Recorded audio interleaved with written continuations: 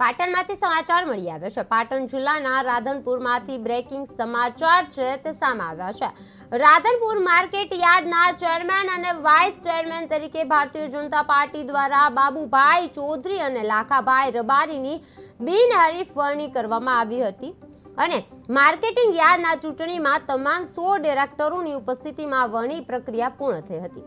ભાજપના મેન્ડેટ અને તમામ ડિરેક્ટરોએ વધાવી લેતા નેતૃત્વને સર્વસંમતિથી સમર્થન છે તે મળ્યું હતું। રાધનપુર માર્કેટ યાર્ડમાં બિનહરીફ વરણી છે તે યોજાઈ હતી, જેમાં બાબુભાઈ ચૌધરી છે તે ચેરમેન બન્યા હતા અને લાખાભાઈ રબારી વાઇસ ચેરમેન તરીકે પસંદ થયા છે।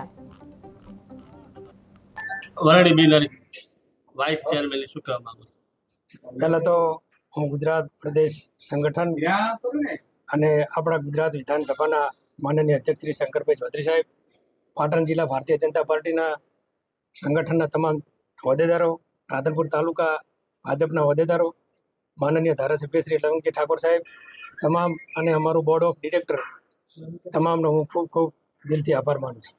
માર્કેટ યાર્ડમાં શું નવું કરશો? માર્કેટ યાર્ડમાં જે કંઈ અધૂરા કામ જે બાકી છે એ પૂરા કરીશ। ખેડૂતોને